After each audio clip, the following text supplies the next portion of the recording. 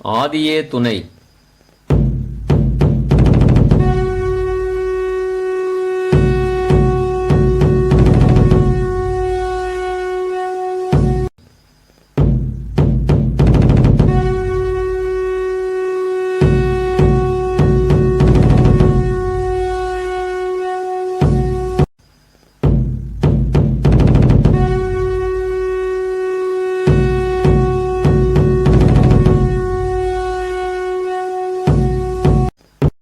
அனைவருக்கும் நமஸ்காரம். இன்றைய நமது புதுக்கோட்டை இளைஞர் சபையில் நாம் ஆவலாக கொண்டாட காத்துக் கொண்டிருக்கும் நமது குலதெய்வம் பிரம்மபிரகாச மேல்நிலை சாலை ஆண்டமுடைய பொங்கல் திருவிழாவை பற்றி நம்மிடையே அதை பகிர்ந்து பெறுவதற்காக நமது மாமா மேல்நிலை செல்வம் அவர்கள் இந்த புதுவை இளைஞர் சாலையில் நமஸ்காரம் வரவேற்புமாக. நமஸ்காரம்.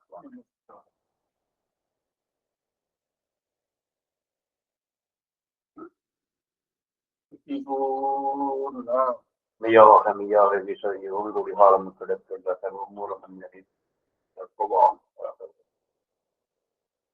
எழில் பல கலைகள் இலகுகம் மாலரே எழுநிலை மலையே பொழில் தலை கழனி நல வயல் வேளைவே புலன் பளிங்கோழி கூல விளக்கே எழும் தலீல உழவகு கூறவே ஏதன பூகலூரின் அயனே விழியன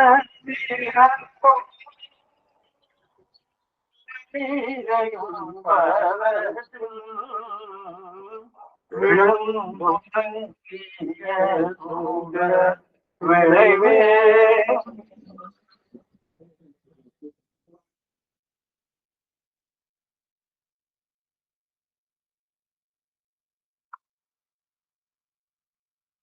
எல்லாருக்கும் நமஸ்காரம்.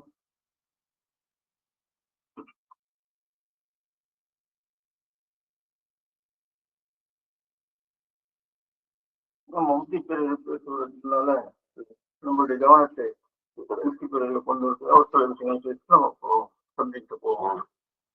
இப்போ நான் உங்களை நேரடியா கேட்கிறேன், உங்க சொந்த ஊரு ஊருன்னா அப்பா அம்மா கலந்த ஊரு நம்ம எந்த கலந்தவா கேள்வி நல்லா புரிஞ்சுக்கிட்டு பதில் சொல்லுங்க. உங்க சொந்த ஊரு மதுரை பார்க்கலாம் அப்படின்னால இன்னொரு பாராவில் உட்காந்துட்டு போது ஒவ்வொருத்தரையா கேட்டேன். மதுரை, சென்னை, சேலம், கோயம்புத்தூர் சொன்னார். அவ்வளவு பெரிய ஊரு உங்களுக்கு சொல்லுமா விலைக்கு வாங்கி வச்சிருக்கீங்களா? குடியிருக்கிறேன். அவ்வளவுதாங்க உங்க சொந்த ஊரு. நல்ல கேள்வி. இப்போ ஒருத்தர் இது சம்பந்தமா ஒரு சம்பவம், எங்க தம்பி உங்க சொந்த ஊர் இருப்பான் அப்படின்னு ஒருத்தர் கேட்கிறேன். சரி, எனக்கு சொந்தமா ஊர் வாங்குறது கொஞ்சம் பத்தி இல்லை. ஒரு வீடு ஒரு மேல அவ்வளவுதான். அதானே? ஆமா ஆமா. எனக்கு ஒரு சொந்தமா ஒரு வீடு இருக்கு, ஒரு மனை இருக்கு, ஒரு மனை இருக்கு, அவ்வளவுதான். எனக்கு சொந்தமா எனக்கு ஒரு ஊரு கிடையாது அப்படின்னு அவன் சொன்னான். உங்களுக்கு புரியுதா? அதெல்லாம் சொந்த ஊரு, ஊர்ல குடியிருக்கிற அவ்வளவுதான். ஆனால் நெய்வழிச்சாலை என்பது தெய்வத்துக்கே உரிய அவங்களுக்கு சொந்தமான ஊர். மார்க்கம்பட்டி அவங்க ஊர் அல்ல, அதுல அவங்க குடியிருந்திருப்பாங்க. இது அவங்களே 6000 ரூபாய் பணம் கொடுத்து வாங்கி கல்யாண சுந்தரம் வாங்கி கொடுத்துருக்காரு. கழிக்கு அந்த பாட்டு பேருன்னா யுவ வயல இருக்குது. பாப்பநாச்சி என்ற கேள்விக்கிட்ட வாங்கிட்டாங்க. இப்போ இது அவங்களுடைய சொந்தமான ஒரு ஊர். அந்த ஊர்ல இங்க 69 ஜாதிபுர மக்கள் ஒன்றே குலமும் ஒருவனே தேவன் ஒரே ஆலயத்துல ஒரே தெய்வத்தை வணங்கிட்டு இருக்கிறோம். இது யாருடைய ஊரு?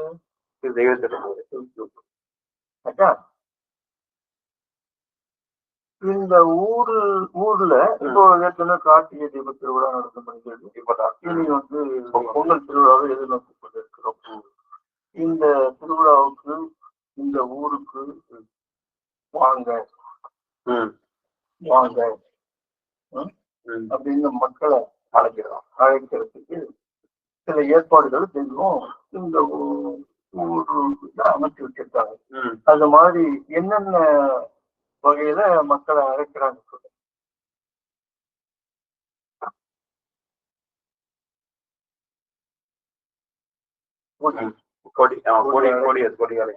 கடையாந்தரமுடையோரெல்லாம் கட்டாயம் வாரும் என்று எட்டி கூவி அது உலகத்துக்கே மக்களை வரக்கூடும். வாங்க எட்டி எங்க கடையாந்தரம் உடையோரெல்லாம் வாங்க வாங்க அப்படி கொடி அழைக்கு. அது அழைக்கும்.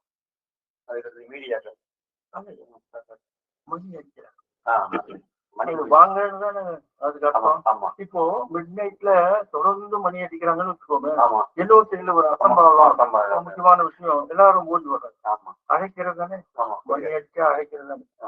அதுல நாக்கு அது அது எல்லாத்தையும் அழைக்கிறது. அந்த நாக்கு அழைக்கும். இந்த மாதிரி இன்னொரு நாக்கு இருக்கு அழைக்கிறது. அது அது அழைக்கு. வணக்கம் ஆரம்பிக்க போது எல்லாம் குடிக்குங்க கொஞ்ச நேரம் இருக்குது அப்படின்னு மணிதான் சொல்லிட்டோமே. இன்னொரு நாள் அதாவது அகர உகர சிகாரம் அப்படின்னாங்க. உகாரம் நகாரம் வகாரம் அது இதெல்லாம் பாட்டுல பாடுறாங்க. அந்த மாதிரி எல்லாம்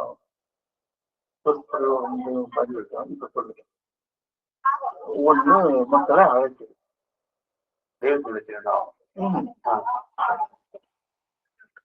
நகாரா நகாரா நகர ஒழிச்சுன்னா வணக்கத்துக்கு போகிறோம். அது என்ன ஆகாரம்? அந்த நாக்கு இப்போ உகாரம் சிகாரம் உகாரம்னு சொல்றாங்க. அந்த மாதிரி இது நாகாரம். அது ஒரு நாக்கு. ஆமா. அதனாலதான் நாக வேற பேர் வைக்கூடாதா? வைக்கலாமே. நகாரம்ல வச்சுக்கிறாங்க. அந்த நாக்கு அழைக்கு. இப்ப பல வகையான விதத்துல செய்வோம். விளங்குதான். ஆமா.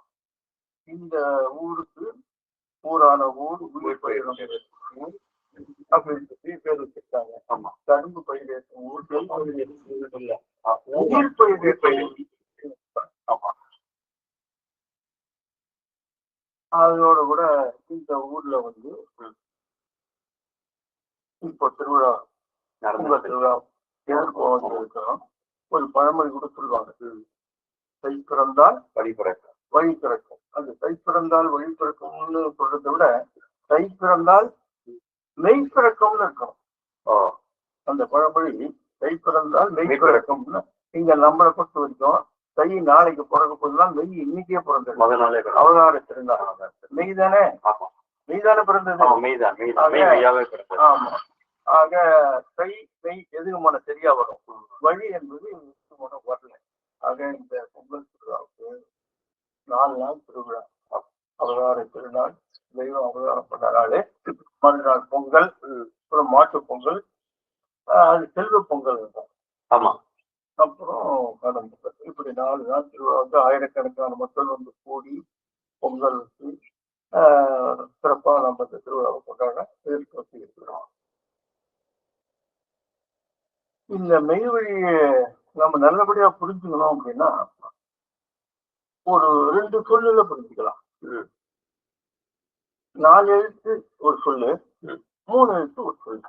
இவ்வளவுதான் சுருக்கமா மெய்வழியை பத்தி தெரிஞ்சுக்கிறது. ஆமா. இத கண்டுபிடியாச்சுன்னா இதுதான் மெய்வழி. இப்படி இருந்தாதான் இதுல நம்ம நினைக்க முடியும். 2 வார்த்தை என்னன்னு கேட்டீங்கன்னா பங்கம் எத்தனை சொல்? பங்கம் 4. 4. இப்போ உங்களுக்கு பேருக்கு முன்னாடி நீங்க என்ன சாலைகள். எங்களுக்கு பேரு நெய்வேலி. நாங்க சேரும்போதே அந்த பட்டத்தை கொடுத்துட்டாங்க இல்லையா? ஆமா. எங்கேயாவது கொடுப்பாங்களா? இல்ல கொடுப்பாங்க. பிஎஸ்சி பிஎட் படித்து முடிச்சுட்டு பிறகு பட்டம் கொடுப்பாங்க. காலம் கடந்த பின்னாடி. ஆமா, ஒருங்கிய தெய்வம் நம்பி கொடுத்தாங்களே, ஆமா, அதுக்கு இலக்காக அந்த இதுக்கு தகுதியாக நீ ஆகிக்கொள் அப்படின்னு நம்பி கொடுத்த பட்டம் அதானே? ஆமா. அதுக்கு நீ தகுதியாக நீ ஆகவில்லை என்றால் பங்கம் வந்துடும். உனக்கு இந்த மெய்ப்புல பங்கு கிடைக்காது. பங்கு வந்து பங்கு கிடைக்காது. பங்கு எத்தனை சொல்லுது? பங்கு 3. இதுதான். பங்கம் வராமல் நடந்து கொண்டால் பங்கு உண்டு. பங்கம் வந்துச்சுன்னா தெய்வத்துல பங்கு கிடைக்காது. இப்ப 4 எழுத்து 3 எழுத்துக்குள்ள மெய்வழி அடங்குதா? பங்கம் உன்னுடைய நற்பெயருக்கு பங்கம் வரக்கூடாது. நீ இதுக்கு உரிய சட்டத்திட்டங்கள் 7 திட்டங்கள் எடுத்து வச்சிருக்காங்க. அதன்படி நடந்து வருவாயானால் உங்களுக்கு பங்கு கிடைக்கும். தானே? அப்ப உங்களுக்கு அவங்களுக்கு சொத்துல பங்கு கிடைக்கும். பங்கம் வந்துட்டா கிடைக்கும்.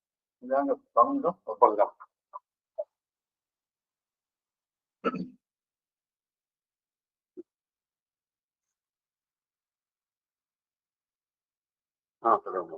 தான் தேடி வைத்திருக்கும் தன் குடும்பத்தோர் பொருள் போல் வான்கோடி திருவை வச்சிடுவான் பூங்கலியன் ஒரு பூங்கல்.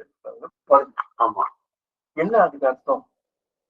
தான் தேடி வைத்திருக்கும் தன் குடும்பத்து ஒரு பொருள் போல். தன் குடும்பத்துல 1000 பொருள்கள் நம்ம வச்சிருக்கோம். அதுல ஒரு பொருள் போல நீ நினைச்சினா கூட உங்களுக்கு கிடைக்கும். ரொம்ப அலட்சியா அப்படி அதோட பண்ணணும்னா சொல்றாரு. அப்போ தான் தேடி வைத்திருக்கும் தன் குடும்பத்தோர் ஒரு பொருள். இங்கதான் நல்ல கவனிக்கும். ஓர் பொருள் போல். ஓர்னு இந்த இடத்துல வரக்கூடாது. ஒரு பொருள் போல் தான் வரணும் இலக்கணப்படி. ஒரு பொருள் ஆனா ஆவன்னா வந்தாதான் ஓர் வரும். ஓர் ஆலமரம், ஓர் அரசன், அந்த உயிரெழுத்துக்கள் வரும்போது ஓர் வரும். வேற எழுத்து வந்தா ஒருதான் வரும். நீங்க தான் தேடி வச்சிருக்கும் தன் குடும்பத்து ஓர் போன வந்துச்சு. ஆனா வச்சில வரல. ஆனாலும் ஓர் பயன்படுத்திருக்காங்க. காரணம் இல்லாம இருக்காது. அதுக்கு ஒரு காரணம் இருக்கும். என்ன காரணம்னா ஓர்னா என்ன சொல்றாங்க? ஒப்பற்ற அப்படின்னு அர்த்தம். ஓர்னா ஒப்பற்ற பொருள். தேடி வைத்திருக்கும் தன் குடும்பத்தில் உள்ள பொருள்ல ஒப்பற்ற பொருளா இதை நினைடாட்டாங்க. ஒரே பொருள். ஒப்பற்ற பொருள் ஒரே பொருள். ஒப்பற்ற பொருளாக பத்தோட 11 சொன்னாங்க. அது என்ன? பற்று ஓட 11 10. நீங்க வச்சிருக்கீங்க 10 உலக நம்ம 10 வச்சு அதை ஓட விட்டுட்டு இதை ஒண்ணு மட்டும் 11 11 10 ஓட உன்னுடைய பத்துக்கள் எல்லாம் நீக்கி ஓட 11 அதையே கட்டியா படிச்சுக்க. 10 ஓட 11 அப்படின்னு நம்ம எத்தனையோ பொல்லாளகன்றர்கள் ஜாம்பவான்கள் எல்லாம் வாழ்ந்து மெய்வழிக்கு தூணாக இருந்து தெய்வத்துக்கு பக்கபலமாக இருந்து மெய்வழியை உதவிகரமாக இருந்து இதை வளர்த்து ஆளாக்கி இந்த அளவுக்கு இன்னைக்கு மெய்வழி சிறப்பும் சீரும் சிறப்பும் நடந்து கொண்டு இருக்கு. ஆமா, நான் ஒரு சாதாரண படைக்கு ஒரு மெம்பர் காலவசியா வந்துட்டேன். வந்து வீடு கூட எனக்கு அந்த நேரம் கிடையாது. இடபடி வீட்டு வந்துட்டேன். அதுக்கப்புறம் எனக்கு சொந்தமா ஒரு வீடு. நான் இன்னைக்கு வாதிப்பேன். அப்போ கொஞ்சம் கொஞ்சமா வாக்கியம் படிக்கிறது, ஏடு ஊடகம் படிக்கிறது, வழக்கு படிக்கிறது, இதெல்லாம் டெவலப். அதுக்கு பல திருமணத்துல ஒரு நீதி திருமணத்துல மகரத்தார சம்பளம் எடுப்பாங்க. சொன்னேன் நல்லாவே சொல்றாரு அப்படின்னு தொடர்ந்து மகரந்தராக்கிட்டேன். ஒரு வளர்ச்சி தானே. அப்புறம் 8ஆவது தெரியுமா கேட்டாங்க. பழகிக்கிறேன். அதுக்கப்புறம் தவறுதலாக ஆக்கிட்டாங்க. இன்னைக்கு வணக்கத்துல நான் வந்து கூட இருந்து வணக்கத்துல தவறு இப்படி எல்லாம் தெய்வம் இந்த செல்ல பிள்ளைய அவருக்கு வணக்கு வர்றேன். நான் இது வரைக்கும் வாழ்நாள்ல தலைவருக்கு வந்து சில வருஷமாக நகார் அடிக்கவே கிடையாது. இப்போ நீ நகார் அடிக்க என்ன பழக்கி வச்சிருக்க. ஆமா இதுக்கு ஆமா வணக்கத்துக்கு நல்லாவே நீ அடிக்கிறியா அப்படின்னு தானே எல்லாருமே.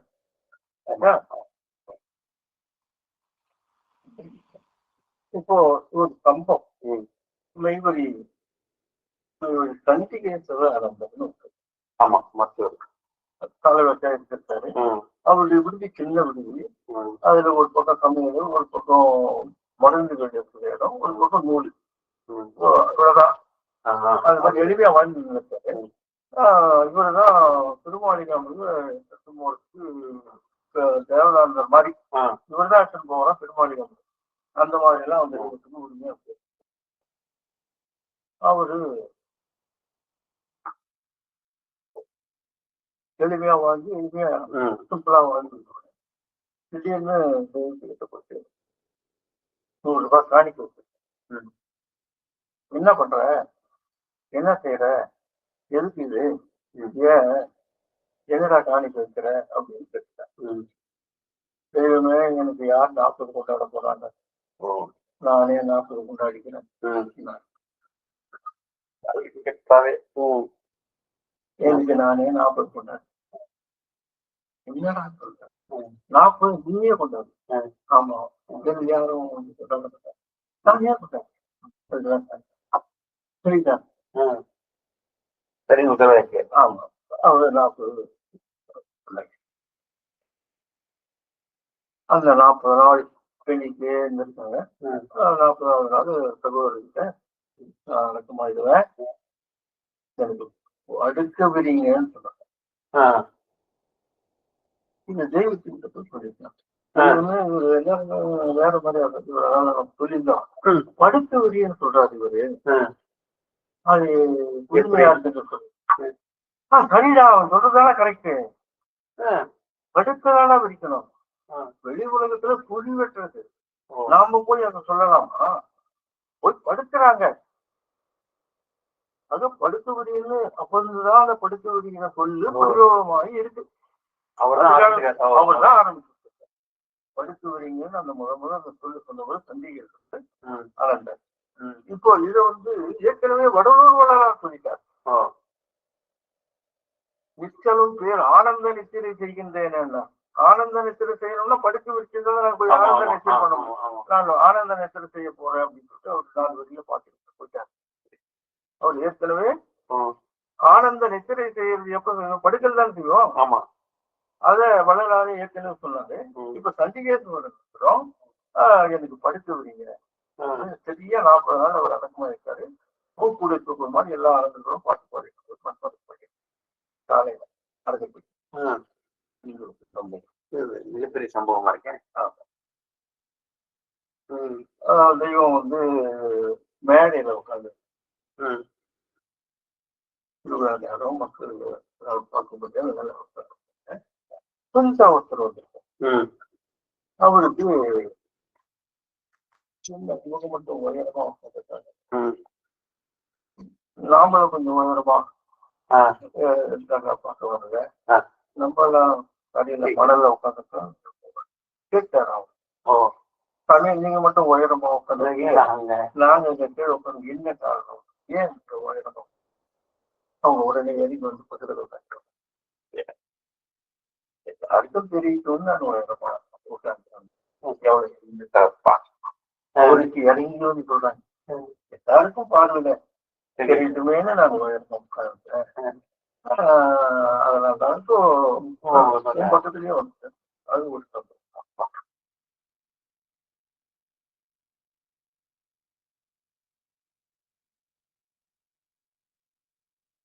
ஒருத்தர் 2 பேர் வந்து புதுசா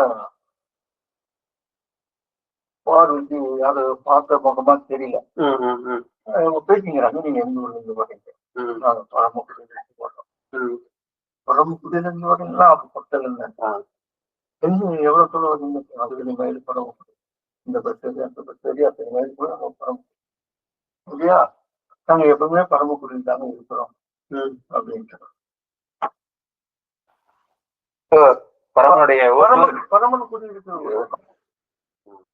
இன்னைக்கு உத்தரவாங்கி போகும்போது நாங்க தர்மபுரி போனோம். இதுதானே தர்மபுரி. தர்மம் செய்யற புரியுது. நீங்க தர்மபுரி சொல்றீங்க, அது நகல், இது அசல் பிரம்மதேசம். பிரம்மதேசம் எங்க ஊர்லாங்க பிரம்மதேசம் பிரம்மதேசம் இந்த மாதிரி எல்லாம் சொல்லுக்குள்ள சொல்றாங்க.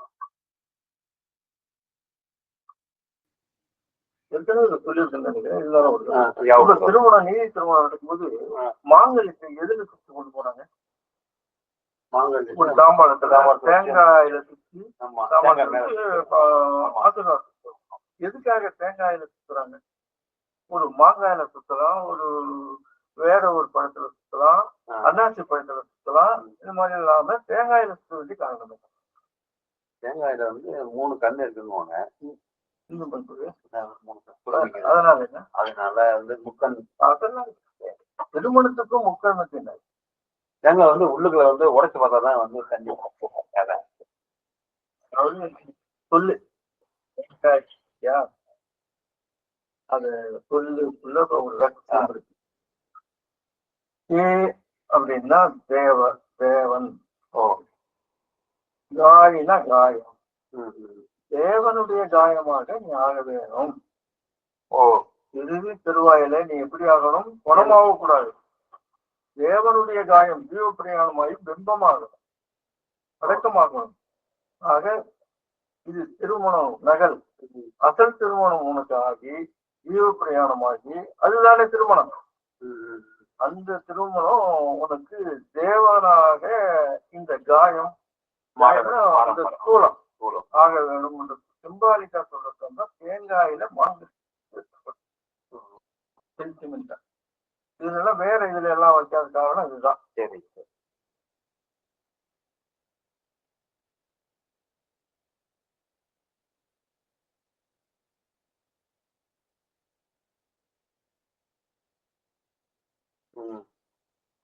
நீங்க உங்க அப்பா பேர் பாண்டியானந்தர். உங்க தாத்தா பேரு மங்காம. தாத்தாவுக்கு பேர வேணாம்.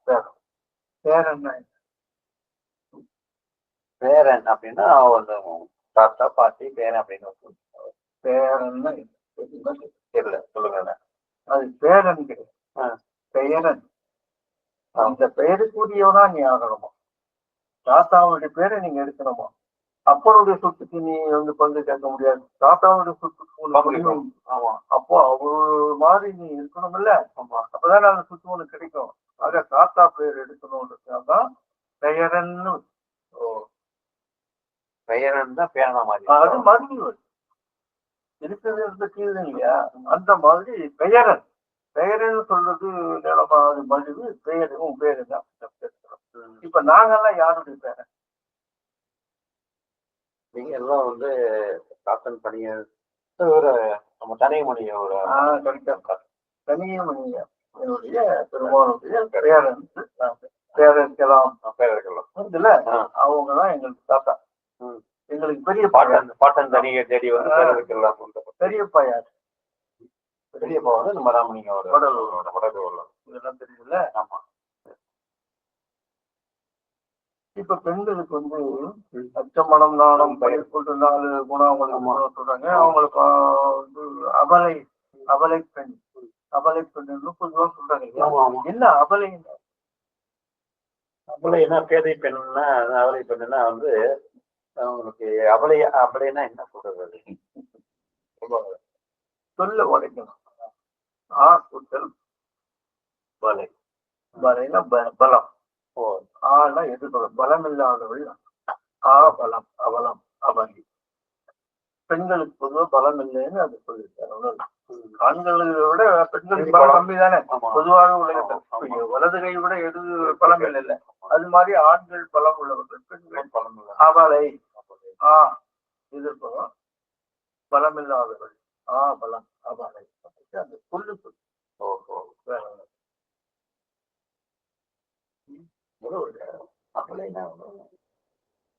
அபலை பெண் பலமில்லாத சோழன். அப்போ நம்ம ஏற்கனவே பேசிருக்கோம், ஆலங்குடின்னு ஒரு ஊரு புதுக்கோட்டையில இருக்குது. ஆமா. என்ன அர்த்தம் ஆலங்குடினா? ஊர் பேரு. ஆமா, அங்க ஒரு கோயில் இருக்கு. சிவன் கோயிலா? ஆமா. ஆலங்குடின்னு சொல்லுக்கு என்ன? ஆழகால விஷத்தை உண்டவர்களே. அந்த சிவபெருமான் வந்து ஆலகால விஷயத்தை ஆலம்னா விஷம். ஆமா. அது குடித்தவர் அங்க கோயில் போட்டு. அப்போ அந்த சரித்திரமெல்லாம் நமக்கு தெரியும். அப்படி குடிச்சதுனாலதான் பார்வதி தேவி வழிபட்டதுனால இங்க நமக்கு இந்த முடிச்சிருக்கு. பெண்களுக்கு இருக்கா? இல்ல. ஏன்? அவங்க இல்ல, ஆண்கள் சிவபெருமான் தானே பிடிச்சாங்க. அதனால ஆண்கள் புறா பேருக்கு இது விஷயம் ரொம்ப பெருசு. பெண்களுக்கு அது இல்ல, இல்ல. அந்த முடி எடுக்கும்போது ஒரு முடிச்சு போட்டு வெளியில இப்போ ஒரு பழமொழி ஒன்று இருக்கு, இதெல்லாம் நுட்பமா கவனிக்கணும். யாதும் ஊரே யாவரும் கேடு அப்படின்னு சொல்லு. ஆமா, என்ன கணியன் போங்கன்றார். ஆமா, ஒரு வாசகம் சொல்லார் அவர், யாதும் ஊரே யாவரும் கேடு அப்படின்னு சொல்லுங்க. அர்த்தம் என்ன? இங்க பொதுவா பார்க்கும்போது எல்லாருக்கும் எல்லாருமே சொந்தம் அப்படின்ற மாதிரி, உறவினர் எல்லா ஊரும் எல்லாருக்கும் சொந்தம், எல்லாருமே உறவினர் அப்படின்ற மாதிரி. எல்லா ஊரும் நம்ம ஊரு தான். ஏன் உங்க ஊரு எங்க ஊருன்னு நினைக்கிறீங்க? நகரம் எல்லாம் நமக்கு புதியதுதான். எல்லாரும் கேள்வி, எல்லாரும் சொந்த உறவு முறை அப்படின்னு. ஆமா, சரி.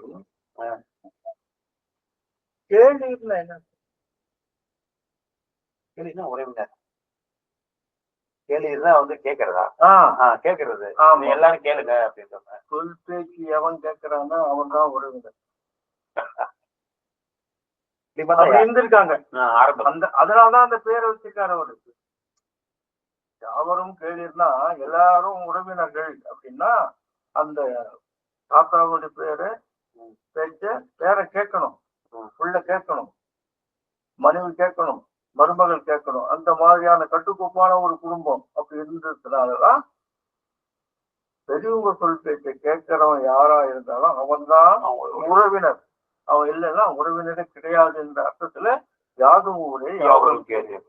ஒரு உதாரணம் சொல்லணும்னா, இப்ப அந்த காலத்துல எல்லாம் வந்து சொத்துன்னு சொன்னா மாடுகள் எத்தனை மாடு இருக்குதுன்னு தான்.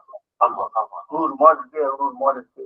அதெல்லாம் திருவள்ளுவர் வந்து மாடுல மற்றைய வகைதான் சொத்து. அதாவது மாட்டை வந்து செல்வம்னே சொல்றாரு. மாடு இல்ல மற்றையவனா செல்வம் அல்ல மற்றதெல்லாம் அந்த திருக்குறளை சொல்றாரு. இப்ப நமக்கும் தெய்வம் மாட்டு பொங்கல் என்ன சொல்றாங்க? செல்வம். மாட்டுக்கு செல்வம்னு அர்த்தம். அச்சா, எப்படி மாடுன்றது ஒரு விலங்கு, அது செல்வம்னு எப்படி பயன்படுத்தி இருக்காங்களோ அது மாதிரி இந்த கேள்வின்றது சொல் பேச்சு கேட்கறவங்க தான் சொந்தக்காரன், உறவினர் இல்லைன்னா உறவினருக்கு லாய்க்கு இல்லை. அதனால அந்த குழந்தை இப்போ நம்ம தலையில போர்டு இல்லையா? ஆமா, அலங்காரம், புஷ்ப அலங்காரம், கொடியேற்றம் எல்லாம் அங்க அதுல வந்து சன்னதி,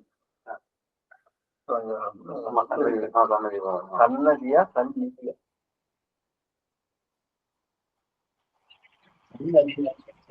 சன்னதியில் தான் அங்க போட்டிருக்கு. என்ன சன்னதி? நதி, சன்னதி. நதிக்கு என்ன? சன்னதி. நதிக்கு வேண்டிய சன்னால் நன்மை தருகின்ற சன்மார்க்கம்.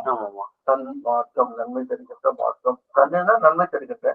இங்க சன் நதி, நன்மை தருகின்ற நதி. அங்க நிதின்னு சொன்னா போட்டுருவோம். நிதி, நிதின மெய்ப்பொருள். நிதினா பொருள் தானே, மெய்ப்பொருள். ஆகாத அப்படி மாத்திரம். சந்நிதி சேர்க்க வேணுமாய் பிரார்த்திக்கின்றோம்னு வருது இல்ல? ஆமா, சந்நிதி தான். அது தப்பா போட்டுருக்கேன். அது சொன்னா கேட்க மாட்டேன்றாங்க இல்ல. அது அவ்வளவு காலம் வர மாட்டேன்.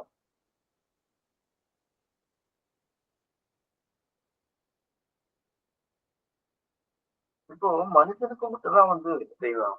இல்ல இல்ல, தப்பிக்கின்ற ஒரு குணம். ஆமா ஆமா, எதுக்கும் தப்பிக்கின்ற குணம் தெரியாது. ஆபத்து நோக்கிதான் எல்லாரும் போகணுமே தவிர மனிதனுக்கு மட்டும் ஜாடைய ஒரு தெரிஞ்சா கூட அவன் அது தப்பிக்கின்ற குணம். அப்போ ஒரு ஆபத்து என்ன ஒரு இப்ப இருட்டு வரப்போகுதுன்னா எவ்வளவு கேட்கறது, குளிர் வரப்போகுதுன்னா போர்வை வாங்கி வச்சுக்கிறது, இப்படி எல்லாம் இந்த குணம் மனிதனுக்கு இயல்பா இருக்குது. இப்போ மரணம் வருது இல்லையா, அது ஒரு ஆபத்து தானே. அந்த ஆபத்துல இருந்து தப்பிக்கணும்ன்ற ஒரு குணம் பெரியோர்கள் எடுத்து சொல்றாங்க. இந்த மாதிரி ஒண்ணு வருது, ஆபத்து வந்து தப்பிக்கணும்னு சொல்றாங்க. அதை யாரும் சட்டப்படுறது இல்லை இல்லையா. இப்போ அந்த அபாயம், அது பெரிய அபாயம் இல்லையா, பேரபாயம். அந்த அபாயத்துக்கு ஒரு உபாயம், அந்த மரண அபாயத்துக்கு ஒரு உபாயம் ஒண்ணு இருக்கும். இல்ல இல்லாம இருக்குமா? இருக்கு. எந்த ஒரு இதுக்கும் ஒரு உபாயம் இருக்கும். அந்த உபாயத்துல போனா அந்த அபாயத்தை தப்பிச்சுக்கலாம்.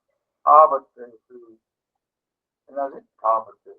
பத்து பத்துன்னா பத்திக்கோ, என்ன செய்வோம், ஜீவன் அப்படின்னு.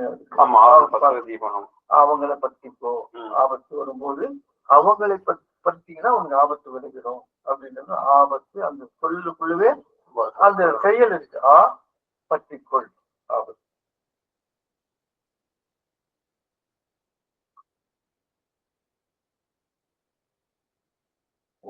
வேதம் உள்ள ஒரு பாட்டுல வந்து ஒரு வரி சொல்லுது, வந்தறிவெல்லாமே வாழ்வது மெய்ன்னு சொல்றாங்க.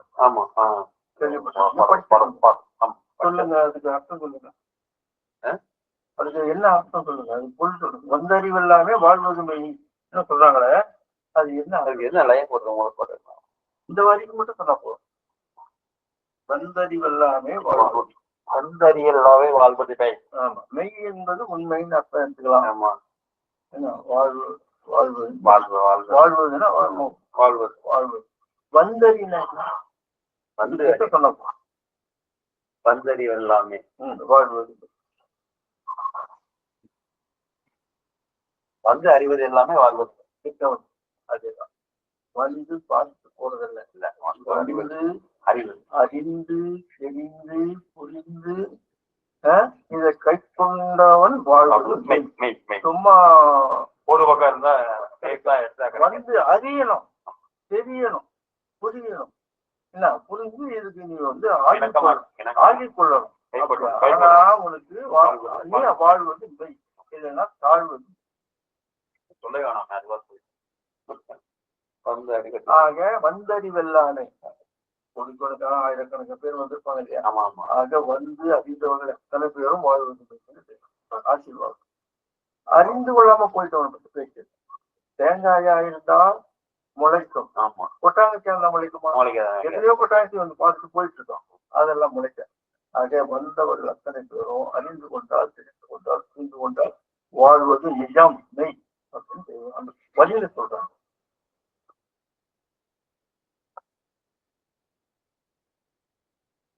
இப்போ இந்த பாப்பராட்சி வயல வந்து கல்யாண சுந்தரம்ன்ற ஒரு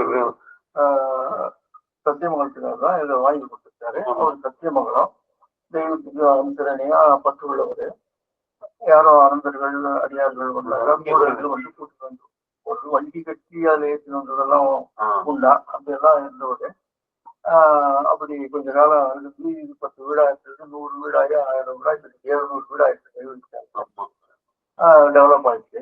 அவரு கூட்டின்பட்டியில அவருடைய நண்பர் ஒருத்தரை பார்க்க போயிருக்காரு ஒரு 8 மணிக்கா நைட்டு. அது வந்து அங்க என்ன சொல்லிருக்காரு, அவருடைய குறிப்பு உள்ளது, வாடா கல்யாணம் சொன்ன வாடா உட்கார்றா அப்படின்னு சொல்லி பேசிட்டு இருக்காங்க.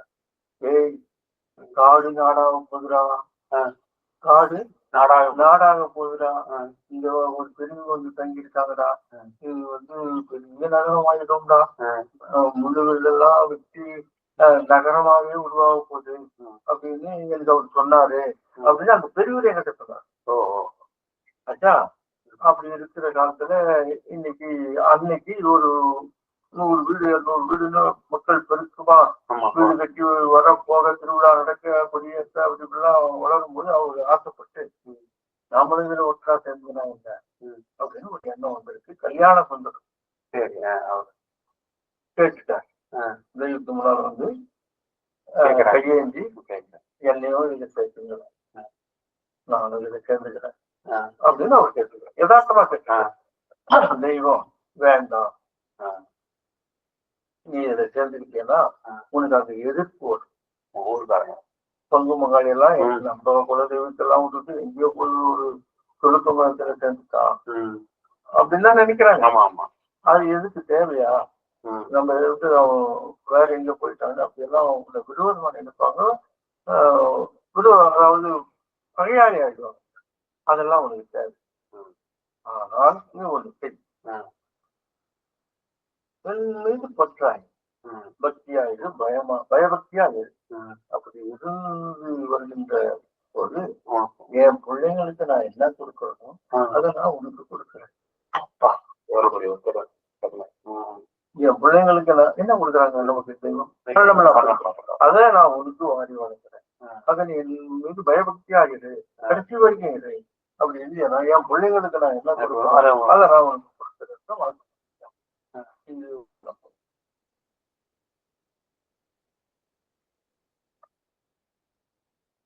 இப்போ நம்ம ஒரு பத்திரிகை பார்த்துருக்கீங்க, நம்ம ஒரு லெட்டர் எழுதுறோம். இப்ப நம்ம எல்லாம் ஆதியில வந்து சிவமயம், இல்ல பிள்ளையார் துளி, அப்புறம் சிவமயம். அந்த பிள்ளையார் துளிக்கு சமத்துவமா சிவமயம் எழுதக்கூடாது, அதுக்கு கீழதான் எழுதணும். சிவமயமே பெரிய விஷயம், சிவன் இல்லையா சிவனுடைய மயம். அதுக்கு மேல பிள்ளையார் துளி விட்டு அது எவ்வளவு பெரிய விஷயமா அப்படி எல்லாம் ஆதியில எடுத்து வச்சிருக்காங்க. அதனுடைய காரண காரியங்கள்லாம் நமக்கு தான் தெரியும். இப்ப நாம வந்து என்ன பண்றோம், ஒரு புள்ளி வச்சு ஆதிய துணை எழுதுறோம் இல்லையா? அதுக்கு கீழே கோடு போடலாமா? ஏன் போட்டது இல்ல, அதான் கேட்டேன். ஆமா, போடக்கூடாது. போட்டுட்டால் அந்த ஆதியினுடைய துணை வராது. தடப்படி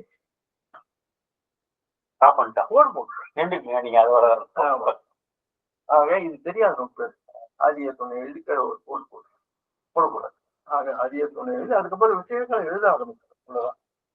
எல்லா பத்திரிகை திருமணம் பத்தி போர்டு இருக்கு. இப்போ இந்த காகபுத்தம் தீர்க்கதர்சனம் நாங்க அரவணம் வந்து பாடிட்டு வரோம். அதுல ஒவ்வொரு பாடலையும் காகபுத்தர் வந்து எந்த ஆண்டவங்களுடைய அங்கத்தினராகிய சில பிள்ளைகளை அவங்க என்ன சொல்லு பிரயோகம் பண்றாங்க தெரியுமா?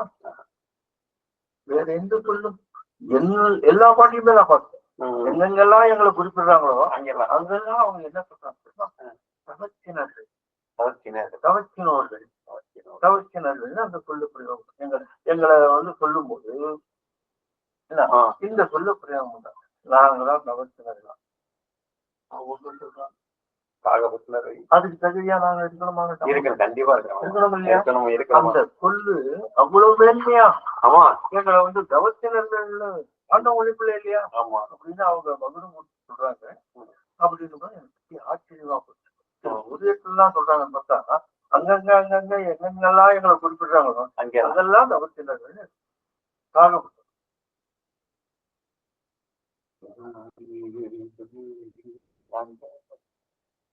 ஏற்கனவே இந்த ஒரு விஷயம் நான் சொல்லிட்டேன். வடக்க 6 மணி வணக்கத்துல வந்து ஒரு பத்திரம் மண்டி போட்டு இருந்தோம். இன்னைக்கு நாம சொல்றோம். அன்னைக்கு ஆரம்பத்துல வந்து இந்த மாதிரி மாணிக்க வாசகர் தென்னாட்டுலதான் சிவன் வர போறாங்கன்னு சொல்லிட்டு அவங்க நூல்ல எழுதியிருக்காங்க. அதை நம்ம மந்திரத்துல சேர்த்துக்குவோம் அப்படின்னு சொல்லிட்டு சேர்த்திருக்காங்க.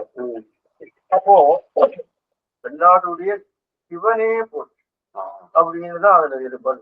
அப்படி நீங்க சொன்னீங்கன்னா புதுசா வர்றவனுக்கு இவங்க சைவ மதத்தை மட்டும் பெருசா சொல்றாங்க அப்படின்னு சொல்லல, கிறிஸ்துவ சொல்லல, இஸ்லாம சொல்லல அப்படின்னு வேற்றுமையா நினைப்பாங்க. அதனால தென்னாடுடைய தேவனே போச்சுன்னு மாத்தி சொல்லுங்க அப்படின்னு ஆரம்பத்துல இருந்துச்சு. சரி, தென்னாடுடைய தேவனே போற்றி எந்நாட்டவருக்கும் இறைவனுக்கு கொஞ்ச நாள் சொல்லி இருக்காங்க. அப்புறம் தெய்வம் அது என்ன அவங்களுடைய எண்ணத்துல வந்து வேண்டாண்டா பழையபடியே சொல்லுங்கடா, தென்னாடுடைய சிவனே போற்றினே சொல்லுங்க. அவங்க கோஷிக்குவாங்கடா. யாரு அவங்க? எழுதுறத மாத்துறாங்க. எப்படி எழுதியிருக்கிறேன், இவங்க என்ன தேவனையும் போற்றி மாத்துறாங்க அப்படின்னு அவங்க கோஷிக்குவாங்கடா. அதனால பழையபடியே சொல்லுங்க அப்படின்னு சொல்லி அது மாறி இருக்கு. இப்ப கூட ஆரம்பத்துல நம்ம இப்ப முத்தி பூன்னா சொல்றோம் இல்லையா? இது இப்பதான் அப்படி சொல்றோம். ஆரம்பத்துல புத்தி காரணம்னு புத்தி காரணம் அப்படி எல்லாம் டெவலப் ஆகி நம்ம ஆரம்பத்துல தலைப்பம் வந்து ஏதோ சமாதி கட்டுன்னு சொல்றாங்க. இந்த வடிவத்துல கிடையாது. இது இன்னைக்குதான் இந்த வடிவத்துல வந்தாங்க. இப்படி எல்லாம் டெவலப் ஆகி வந்தது. இப்போ 64 தீட்சைகள் மொத்தம் 64 கலைகள் அதெல்லாம் தீட்சைகள் தான் செய்யும். அந்த 64 தீட்சைகள்ல முதல் தீட்சை என்ன தீட்சை? முதல் தீட்சை என்ன தீட்சை? முதல் தீட்சை வந்து காஷாய தீட்சை. காஷாய தீட்சையை முத கொடுக்க வேண்டிய காரணம் என்ன? இது கடைசியா கொடுக்க வேண்டிய தீட்சையா? ஆமா ஆமா. இத முதல் தீட்சையா கொடுக்க வேண்டிய காரணம் என்னன்னா, தமிழ்நாட்டை பொறுத்த வரைக்கும் ஒரு பாரம்பரியமான ஒரு பழக்கம் உண்டு. காஷாய துணி ஒருத்தர் கட்டிட்டு ஒரு பரதேசி இறந்துட்டாருன்னா அவரை எரிக்க சாமியார் அவரு காஷாய துணி பதிச்சிட்டோம்னா அப்படின்னு தான் பதிப்பாங்க தவிர எரிக்கிறது பழக்கம் இல்லை. இப்படி ஒரு எண்ணம் நாட்டுல ஊறி போயிருக்கு. இது மாதிரி இருக்கிற நிலையில அப்பதான் சத பெருகி தீட்சை எல்லாம் கொடுத்து அனந்தர்கள் டெவலப் ஆகி வர்ற நேரத்துல ஒரு அனந்தரை அடக்கமாயிட்டார். அடக்கமாயிட்டா அந்த கொலை வழக்கப்படி குடும்ப வழக்கப்படி எரிச்சிட்டாங்க. அடக்கமாயிட்டாரு. வந்து தீர்த்தம் போல ஒண்ணும் இல்லை, எதுவுமே தெரியல, யாருக்கும் எதுவுமே தெரியல. ஆனா அந்த குடும்பத்தார் வந்து அப்போ கொலை வழக்கப்படி அப்போ அப்பா இறந்துட்டாரு, அடக்கம் பண்ணாம எரிச்சிட்டார். இது தெய்வத்தினுடைய நாலேஜுக்கு வந்து ரொம்ப ரொம்ப ரொம்ப வருத்தப்பட்டாங்க. கிடைச்சு வேணாம் பச்சரா தீக்கிரையாயிட்டாரு அப்படின்னு வருத்தப்பட்டு இனி ஒரு தடவை அந்த மாதிரி சம்பவம் யாருக்கும் நடக்கக்கூடாதுன்னுதான் வந்து அந்த காஷாயத்தை முதல்ல கொடுத்து நீ காஷாயம் கட்டிக்க. நீ காஷாயம் கட்டிக்கினா உன்னை வந்து மண்மறைவு பண்ணுவாங்க தவிர தீயில வைக்க மாட்டாங்க. அந்த தமிழ்நாட்டு பழக்கப்பட்டு மெய்வழித்தவை ஒரு அனந்தரம் காஷாயம் கட்டிக்கிட்டா அந்த குடும்பத்துல இருக்கிறவங்க கூட மண்மறைவு பண்ணுவாங்க தவிர எரிக்க மாட்டாங்க. அப்படி எதுவும் எதற்கா குடும்பத்துல இருக்கிறாங்க பிள்ளைங்க அப்படின்னா அதுக்கு உயிரை எழுதி வச்சிருங்க. என்னுடைய துன்பத்தை மெய்வழித்தவை கொடுத்துருங்க, என் சொத்தெல்லாம் நீங்க வச்சுங்க அப்படின்னு உயிரை எழுதி வச்சா அவங்க சபையாரு கொடுத்துருவாங்க, அவங்க மண்மறைவு பண்ணுவாங்க. இப்படிதான் வந்து முத கடைசியா கொடுக்கக்கூடிய காஷாயத்துல முத கொடுத்த காரணம் இங்கேயோ ஒரு அருந்தரை அடக்கமாக எரிக்கிட்ட காரணத்தினால்தான் அந்த காஷாயத்தை முதல் எங்களுக்கு கொடுக்கறது வந்தது. இது ஒரு சம்பவத்தினுடைய அடிப்படையா முதல்ல கொடுக்குறாங்க. இல்லைன்னா 64 தீட்சை கடைசியா கொடுக்க வேண்டியதான் தீட்சை.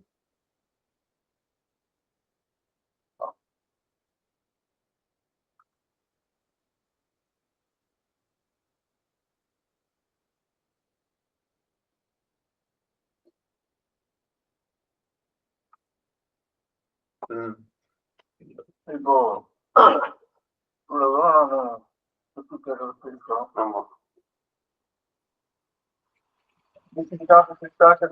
விஷயங்களா சொல்றோம். அது கேட்கிற மக்களுக்கு எளிமையா புரியுது, நல்லா இருக்குதுன்னு சொல்லிட்டு கடையில வந்து அதை பார்க்கும்போது பாராட்டிட்டு போறாங்க. உங்க முத்துக்கரை கேட்டீங்க, நல்லா இருக்குது, அருமையா கேட்டீங்க, விளங்குது அப்படின்னு சொல்லிட்டு என்ன பாராட்டாங்க. ஏன்னா நாம ஒன்றும் காரண தேகம் மகா காரண தேகம் எல்லாம் கூட ஒன்றும் எல்லாம் உள்ள நோங்கி பேசல.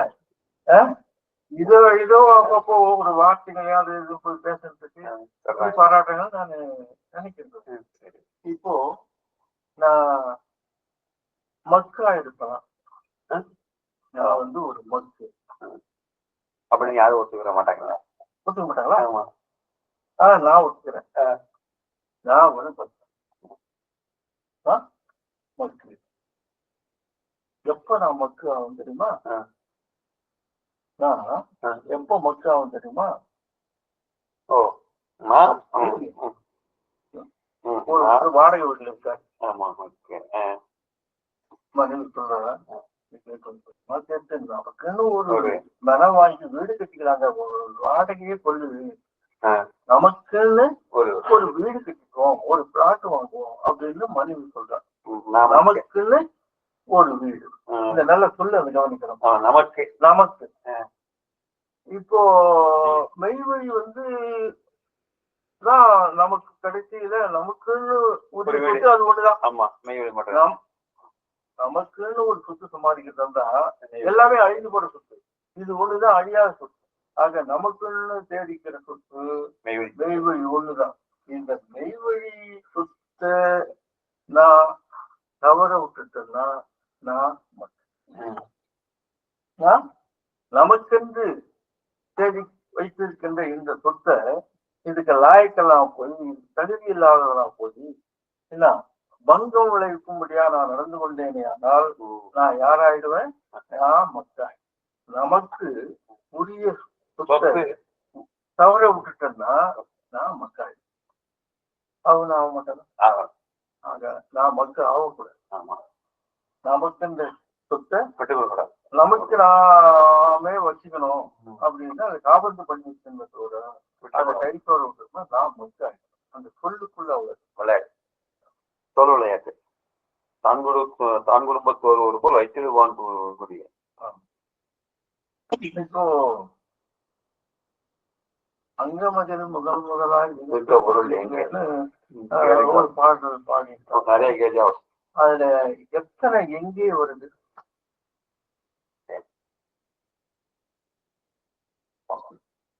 பார்க்கணும். 72 எங்கே வருது? அங்கமதில் முதலாய் விதித்த பொருள் எங்கே?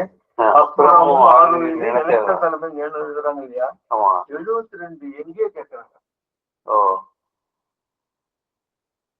அந்த 72 எங்கேயோட ஒரு சாமியாரு, நான் புராணங்கள் படிச்சிருக்கேன், நான் தமிழ் வித்வானு, நான் பாண்டித்யம் உள்ளவன், எல்லா புராணங்களும் படிச்சிருக்கேன், அது இதுன்னு சொல்லி ஒருத்தன் இருக்கிறான். அதாவது அந்த நூல் அறிவு உள்ளவனா இருந்தவனை போச்சு. இந்த 72ல 2 எங்கே மட்டும் கேட்டா போதும். வேணாம், ஒன்னே ஒண்ணு கேட்டா போதும். சொல்ல முடியாது அவனுக்கு கேட்டேன். ஆனா இங்க 72க்குமே எங்களுக்கு அப்படி இருக்கு. எங்களை காட்டி வச்சிருக்கான். எங்க எங்கன்னு கேட்டா இங்க எங்கன்னு எங்களுக்கு அப்படி ஒரு பாக்கியம் எங்களுக்கு கிடைச்சிருக்கு. 72 எங்கே சொல்றேன்.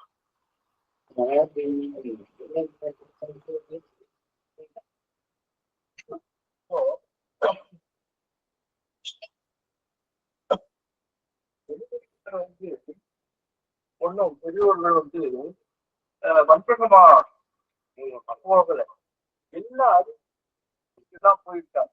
எப்படி எல்லாம் அறிவிச்சிருக்காங்க நம்ம உணர்ந்து பார்க்கணும்.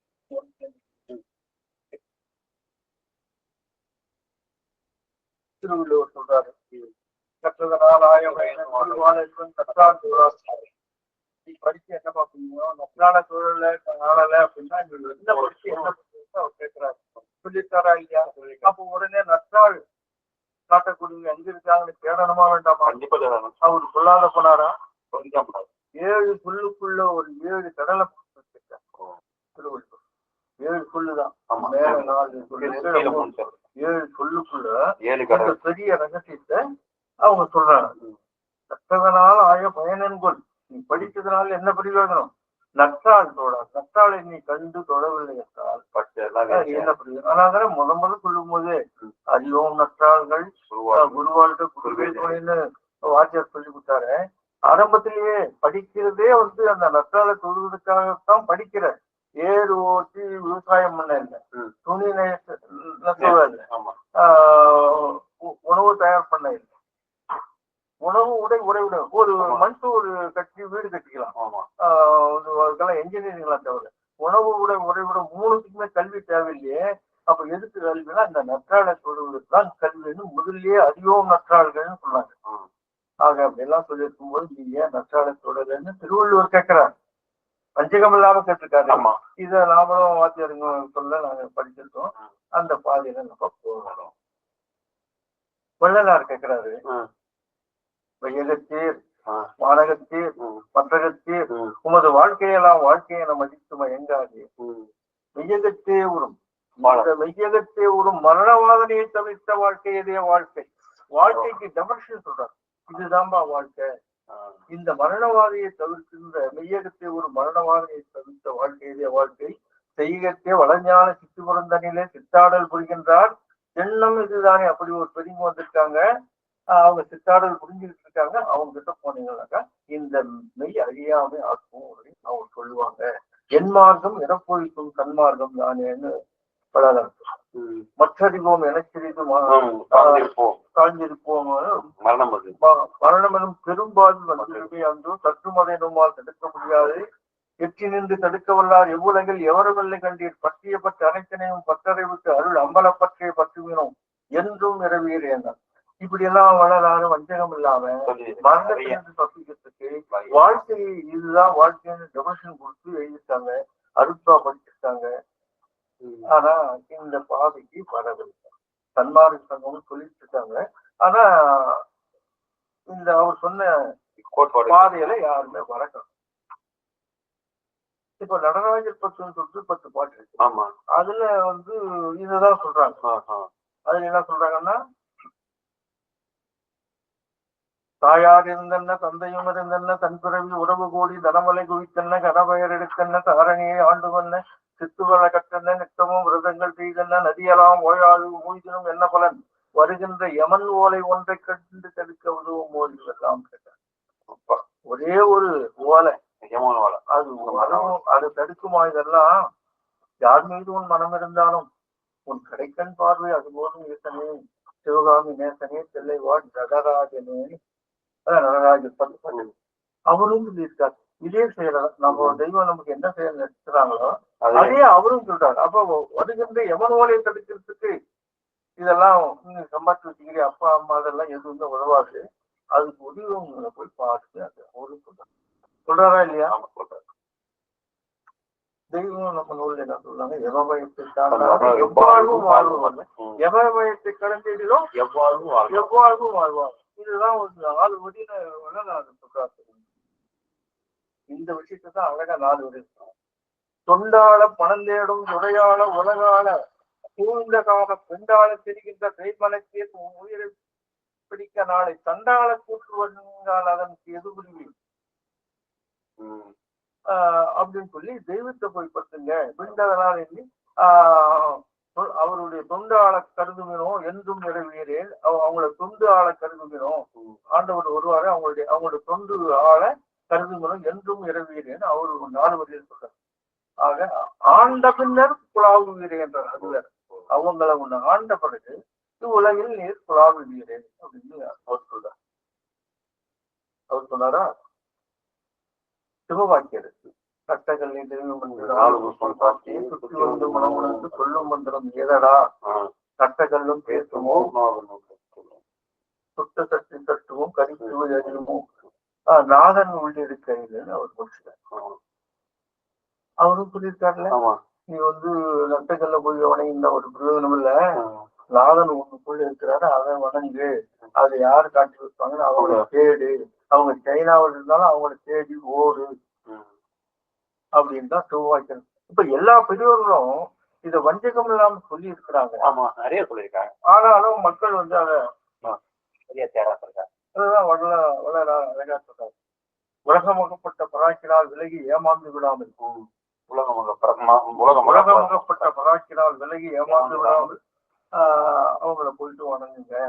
அந்த இடம் எப்பேற்பட்ட இடம்னா, உங்களுடைய தாய் தந்தை அண்ணன் தம்பி முதலான ஆப்தர்களால் செய்யப்பட்ட உதவி எவ்வளவோ அதுக்கு கோடி கோடி பங்கு அதிகமான உதவி கொடுக்கும்படியான இடம் அந்த இடம் அப்படின்னு சொல்லி நெய்வேலிச்சாலை குறிப்பிட்டு சொல்றாங்க. தேடி வந்தவங்க கொஞ்சம் பேர், மற்றவங்க இன்னமும் அங்க சூழல் சாப்பிடுறாங்க. இனி நாம் பொங்கல் திருவிழாவை நோக்கி இருக்கிறோம். சீரும் சிறப்புமாக அந்த திருவிழா நடக்க போகிறது. வந்துச்சு நாம் அவதார திருநாள்ல அவங்க பிறந்த நாளை கொண்டாட போறோம். பொங்கல் வச்சு பொங்கல் ஜீவ பிரயாண நாளா பொங்கல் ஒரே வார்த்தையில. ஆமா, இவன்ல எக்களி இது பத்தியா, அந்த மகிழ்ச்சி பொங்குது பத்தியா முகத்துல, அதுதான்டா பொங்கல். இது நகல் அசலான பொங்கல். உன் முகத்துல ஜீவ பிரயாணம் ஆன போது ஒரு கொஞ்சி வரும்பார், வேர்வை வழியிருப்பார். அவங்களுடைய காட்சியை கண்ட உடனே நூல்கள் படிக்க படிக்க இதெல்லாம் நமக்கு கிடைக்குதா அப்படின்னு நினைக்கிறாங்க. நமக்கா மக்கா நமக்கே கட்டிருச்சா அப்படின்னு ஒரு ஆனந்தம் எக்களிப்பு வருது இல்லையா, அந்த எக்களிப்பு தாண்டா பொங்கல் அப்படின்னு சொல்லி. ஆக பொங்கல் திருவிழா, அடுத்து செல்வ பொங்கல், மாட்டு பொங்கல். அன்னைக்கு ஆயிரக்கணக்கான மக்கள் நாம அந்த மாட்டு பொங்கல் கொண்டாடி ஒரு விசேஷமா வணங்க போறோம். இந்த நாளுக்கு நாம் திருவிழா எதிர்நோக்கி இருக்கிறது. அந்த திருவிழாவை நாம் சிறப்பமாக கொண்டாடி மகிழ்வோமாக என்று கூறி என்னுடைய முக்கிய பேர்களை மீண்டும் மீண்டும் தொடரும். நமஸ்காரம்.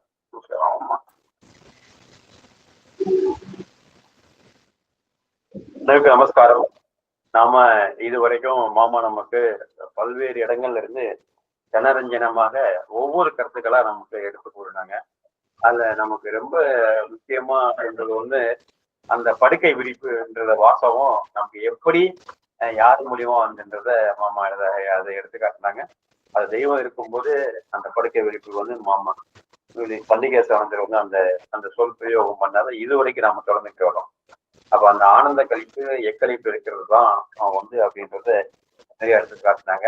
நமக்கு அங்கம் பங்கம், அங்கமும் பங்கம் தீண்டிடா அப்படின்னு நம்ம தேர்வுக்கூடத்துல படிக்கிறோம். அப்போ டெய்லி அதை பாடிக்கிட்டு இருக்கோம். அப்போ அங்கம் வந்து பங்கம் இல்லாம ஆகணும் அப்படின்னா தெய்வத்தினுடைய திருவுருள் இருக்குன்றதையும் அதை எடுத்து 2 வரியிலேயே 2 வார்த்தை 2 சொல்லுல வந்து அங்கம் பங்கு இல்லாம ஆகணும்னா பங்கு பெறணும் அப்படின்னா அங்கம் வந்து எதுல இருக்கணும் அப்படின்றத நிகழ்வுல தொடரணும் அப்படின்றதையும் எடுத்து சொன்னாங்க. அந்த தான் தேடி வைத்திருக்கும் ஒரு போல் மெய்க்குருவை வான்கோடி வைத்திருவான் பூங்கிலி அப்படின்னா எல்லா பொருளும் பொருள் அல்ல, அந்த தெய்வம் மட்டும்தான் அப்படின்றத ஒப்பற்ற ஒரு பொருள் வந்து தெய்வம் தான் அப்படின்றது இறுதி வரை நம்ம கடைசி 2 தான் வரும் அப்படின்றதையும் நமக்கு நல்லா எடுத்து காட்டினாங்க. அதுக்கடுத்து அந்த எல்லோருக்கும் கருணை உள்ள கிடைத்த தெய்வம் வந்து இறங்கி வந்து ஒவ்வொன்றையும் சொல்றாங்க அப்படின்றது ஒரு நிகழ்வு எடுத்து காட்டினாங்க.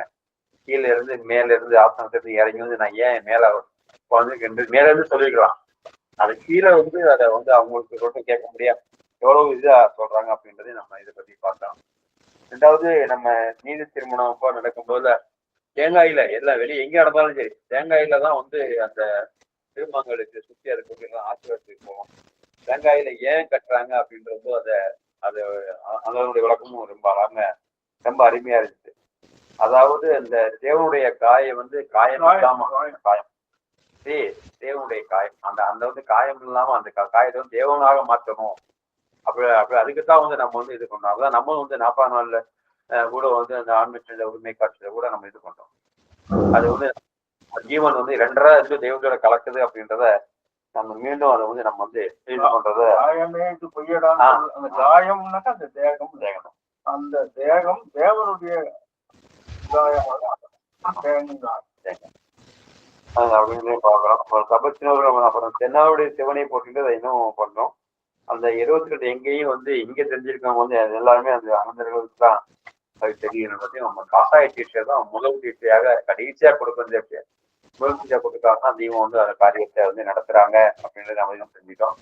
2வது வந்து பொங்கல் அப்படின்னா நம்ம இதுவரைக்கும் நடத்தி இருக்க பொங்கல் இல்ல, நாம் இறுதி தெருவாயில வந்து அந்த மகிழ்ச்சி கூப்பு அதாவது இடர்கள் இறுதி நாளில் வந்து நம்மளை ஏற்றி அந்த மகிழ்ச்சிகர இப்ப பெருவாள் வைப்பதுவே பொங்கல் அப்படின்னு மாமா இன்னைக்கு அழகாக அந்த சிறப்பாக கடைசியா சொல்லி நமக்கு அதை முடிச்சிருக்காங்க. மாமாவர்களுக்கு நமது பொதுக்கோட்டை நிகழ்ச்சி நன்றிகளை நம்ம தெரிவித்துக் கொள்ளும்.